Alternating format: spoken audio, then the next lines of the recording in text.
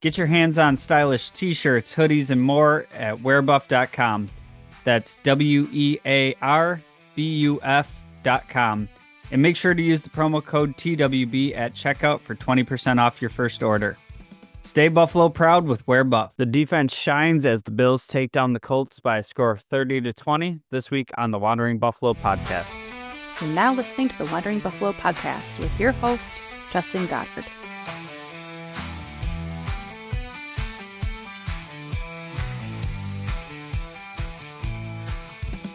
Bills Mafia, welcome into another episode of the Wandering Buffalo podcast, a show on the Buffalo FamBase podcast network. My name's Justin, and I am your host today. And hey, we got another win. This one in a different fashion than we've kind of seen this year. But the Bills improved to 8-2, and in this game, it was the defense that shined.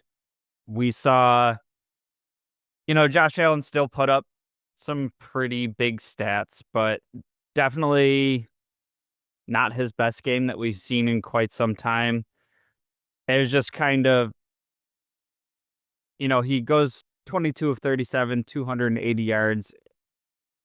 He has no touchdowns on the day in the air, 2 interceptions, and, of course the TV broadcast goes right to, oh, he was doing so well on interceptions, and now he's got 3 in 3 games, and I mean, the last 2 interceptions that he threw before this game were, fluky. There was Amari Cooper falling down, and then last week the ball bounces right off of Keon Coleman's chest. Probably would have been a touchdown, and Jalen Ramsey makes a great pick. The 2 today were just bad. No excuses built in for him. No, let's adjust these when we're talking interception numbers. Those ones were just bad.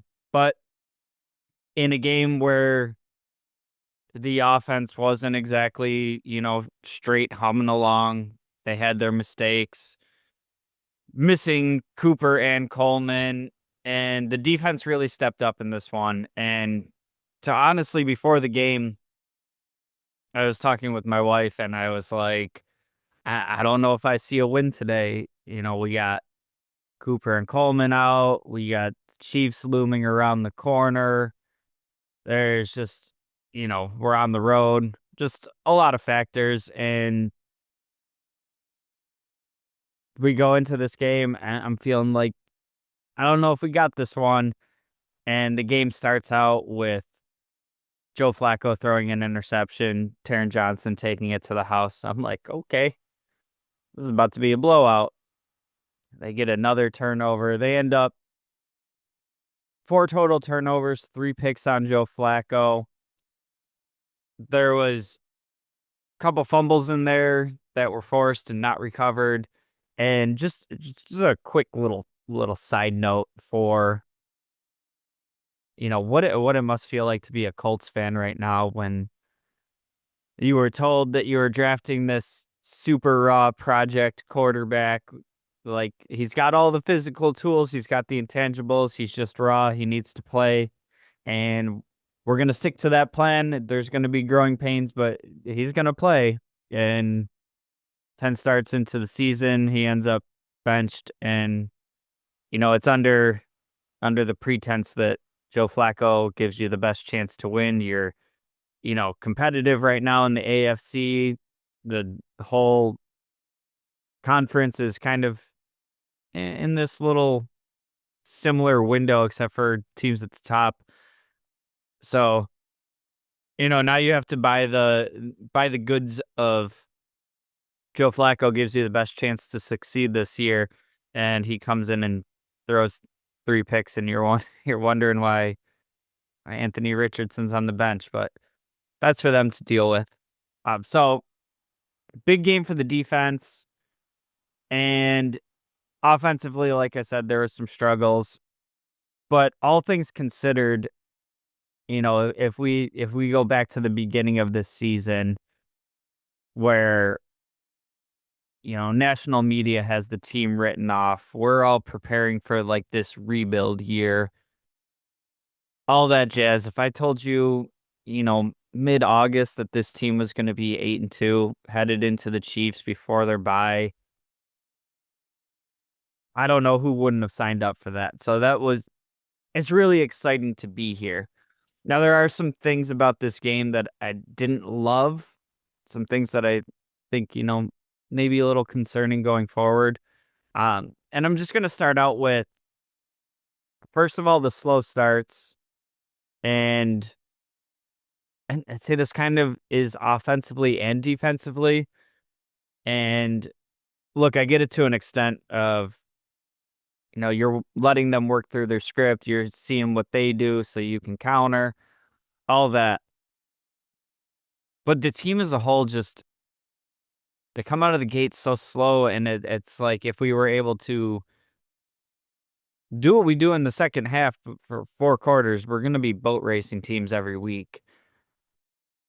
I was concerned during the first half that, Jonathan Taylor's over 100 yards in the first half. Remembering what he did last time he played the Bills, went for over 200 yards.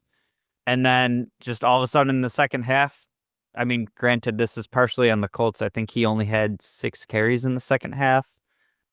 Well, the game was pretty tight, at least like through the third quarter. So he only has 6 carries in the second half. But on those carries, the defense, buttoned down and was able to contain them. The other thing I don't really like from this game is we didn't really get to see all that much of Ray Davis getting opportunities. He ends with 3 carries, 6 yards. And look, I know everything I just said. The Bills are 8-2. Season's going better than we expected. We're doing this with, key injuries throughout the roster.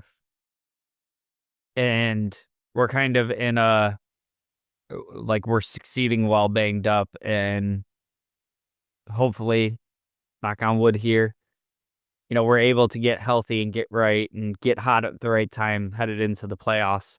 So it seems silly the day after a win to have one of my criticisms be that we didn't see enough of our backup running back. And don't get me wrong, like Cook was good today. 19 carries, 80 yards. He had the touchdown. It looked explosive. What I can't really understand is in a day where Cooper and Coleman are both out, Kincaid goes down in this game as well, that you're not finding the touches for Davis. And again, rookie running back, it's not this serious, but what I struggle with is we had this, little 2-game sample size in particular, with Cook out, that Davis was really a featured part of the offense. And, before the game when Cook was out, when he went for like 150 scrimmage yards, it was kind of whatever to me. Like, okay, we got a rookie running back. He's not, straight up beating out James Cook, so we're not going to see him a ton. There's the, McDermott trusting the veterans when games are close, blah, blah, blah, all that. But then we saw this Ferrari come out of the garage. He had a killer game. He's been productive when he's gotten the ball this year.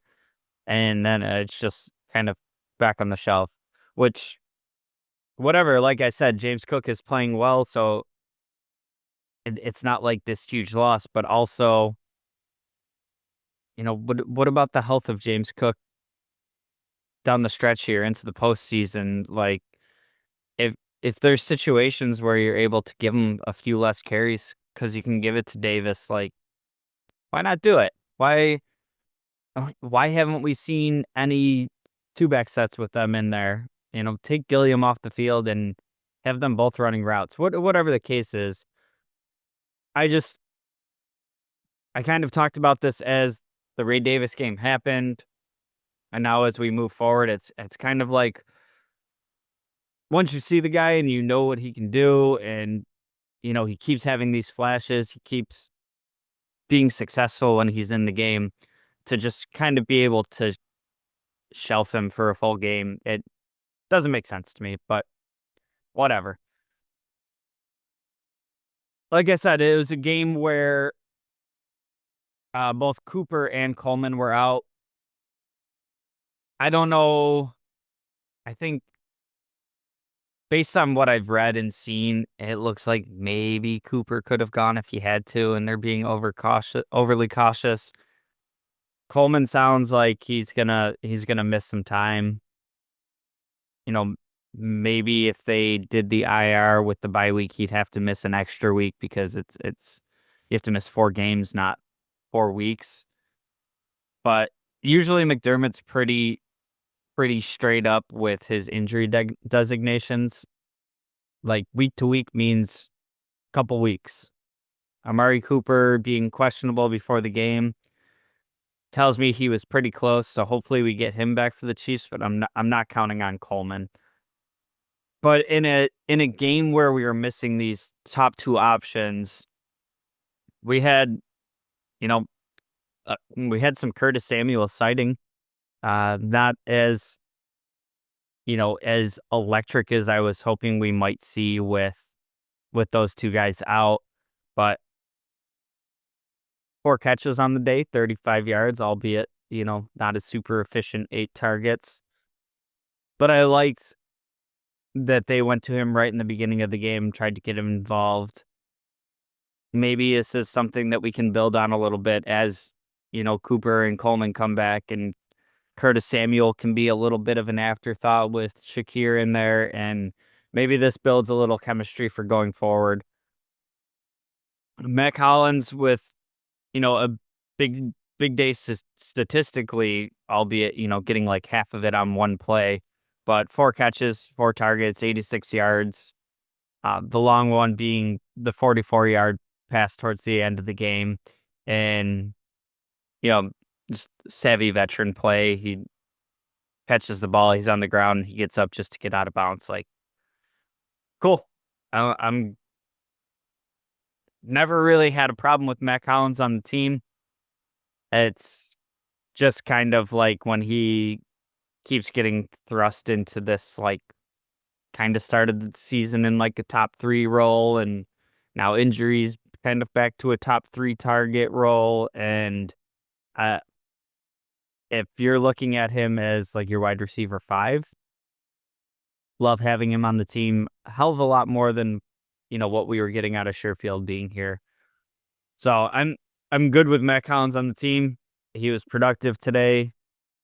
Last week he, kind of clutched up on the game-winning drive. He was the only one that was, able to get open and get catches. So kudos to him, stacking a couple solid weeks together. Like I said, hopefully he, gets healthy and we're able to, kind of put him back on the back burner and, move forward in the playoffs with him kind of more in the wide receiver 5 range. Defense today, like I said, is the story of the game. The final score, 30-20. Okay, sure, but one of the touchdowns that the Colts score is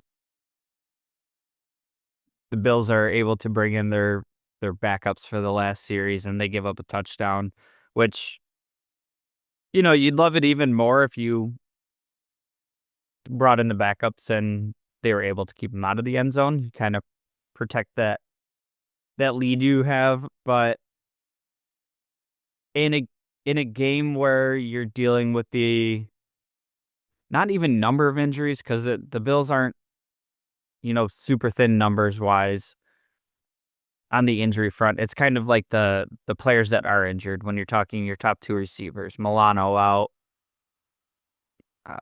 Dwayne Carter. To be in a position at the end of the game to be able to let your backups finish it out and get some like meaningful live reps, like that's super encouraging to see in November.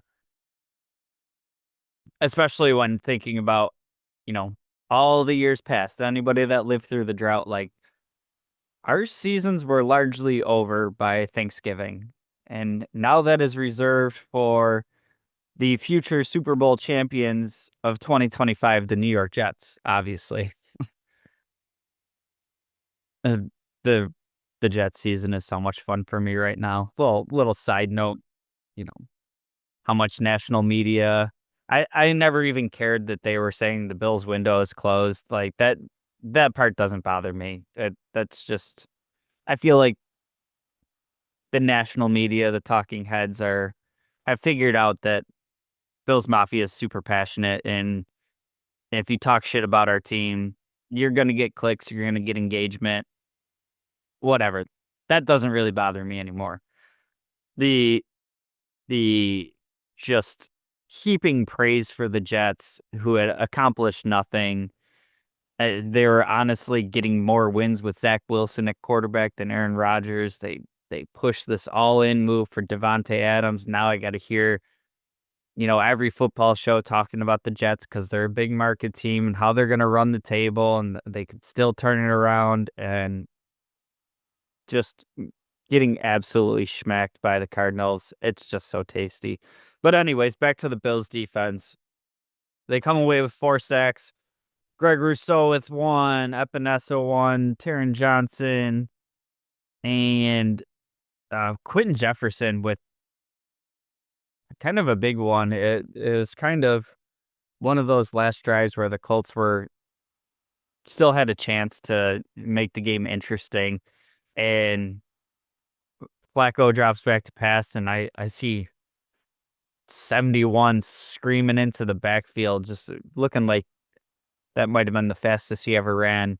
And I had to do this little double take of who the hell is number 71? Oh, that's Quentin Jefferson. Cool. Welcome back. Second your first game back as a rotation D tackle. Cool. Very exciting stuff. Like I said, I really enjoyed seeing the backups be able to get a little action in this game. In particular, Cole Bishop. He was pretty close on an interception there at the end. And, I've seen a lot of people like upset that the Bills didn't make a move at the deadline. My first counter to that is they did. It was Amari Cooper. It was one of the biggest deadline deals. They just did it early. But to kind of people that were looking for a trade for bolstering the defense, I was too. I'll be honest. I wanted to bring in a D tackle or a defensive end, just kind of be able to get after the passer more, thinking of, losses to the Chiefs and the Bengals in the playoffs where, Burrow and Mahomes are just standing back there all day with nobody sniffing at them. I guess respect to Brandon Bean for not panicking and overpaying or whatever stopped him from making a move, because he was definitely making calls. I've seen, things out there with the comp pick formula, and, it trading for some of these players would have, eliminated their comp pick from Leonard Floyd. So it would be, say you give up a whatever third round pick for a player and it counts against your comp formula. It's almost like you gave a 3 and a 5 or 3 and a 4. So I don't know if that was the logic of Brandon Bean. I don't know if this is just high level, you know, Bills fans that are looking at every angle. I'm sure if we've thought of it, Brandon Bean thought of it. But to be able to bring in Quentin Jefferson, have him make an impact on the game was exciting to see.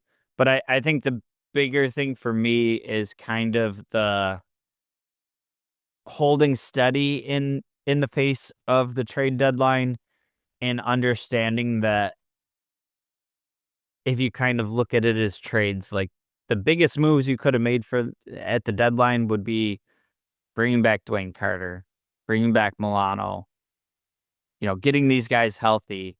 And all that we started here on Cole Bishop. I think a lot of people wanted to see an upgrade for DeMar Hamlin, and look, I get it. It's easily an upgradable piece on the defense. I don't think that him being back there like precludes you from having success. I think in this defensive scheme with McDermott, with Babbage, they've been able to be very successful with, not having first round freak athletes at safety. So, like, if there's any coaching staff that can get it done with Hamlin, I see it. Also, totally get the idea of that being an upgradable piece. I see both sides here, but you know, talking about the trade deadline, talking about players coming back healthy, seeing Cole Bishop in there and being pretty damn close to getting a pick, and in the action that we saw him earlier in the season, he was also close on at least one. Yes, he got burned for a deep shot. Like, it is what it is. It's a rookie.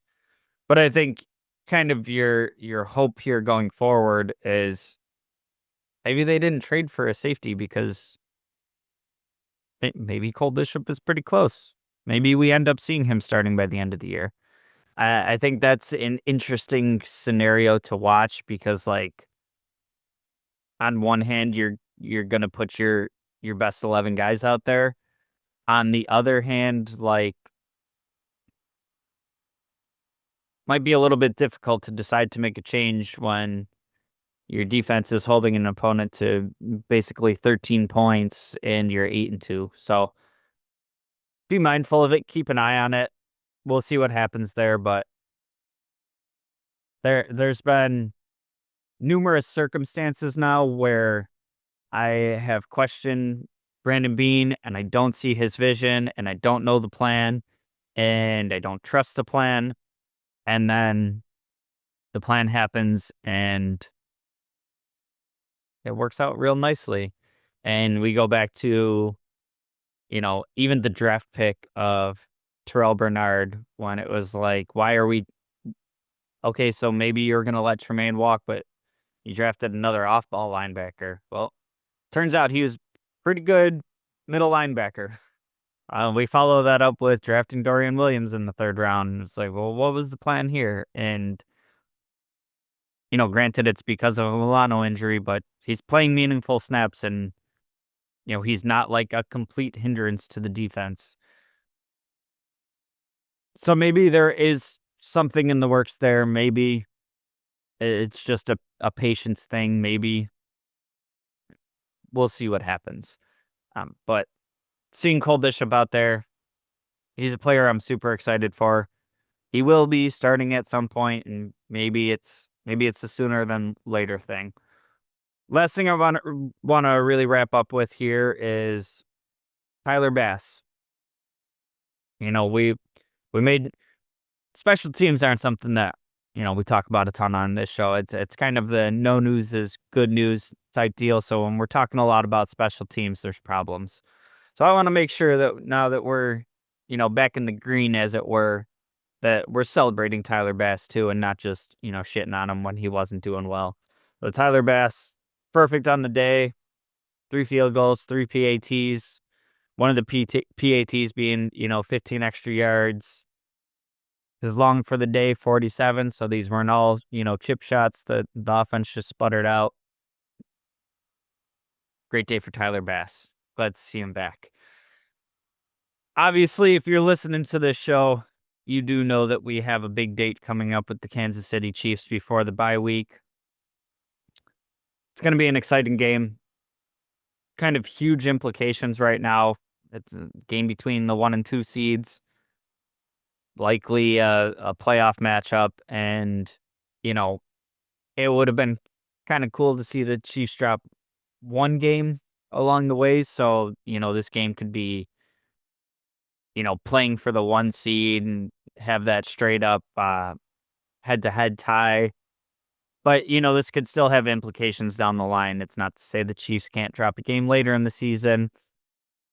That being said, I'm sorry, a game or two. That being said, I do think that this is kind of the opportunity for the Bills to make a huge statement and, shut up all of those preseason, off-season narratives about like their window being closed. Like if that's what you're into, everybody having written off the Bills, saying their window's closed, all that blah blah blah. And if you're able to have the current 1 seed, the reigning Super Bowl champs, everything that the Chiefs are, come into your house and you take them out. A lot of teams have been close this year. It's not, this absolutely completely dominant Chiefs teams that we've seen in the past. They're giving teams opportunities to win. Now, will the narrative just switch to, oh, it's great that the Bills beat the Chiefs in the regular season, now do it in postseason? Sure, that'll change that. But being able to be the first team to deal this Chiefs team a loss, I think sends a huge statement throughout the league that, we're here, we're legit contenders, we'll see you in the playoffs. So we'll look forward to that game. As always, I ask you to like, share, subscribe, tell a friend about the show. Helps me coming out every week.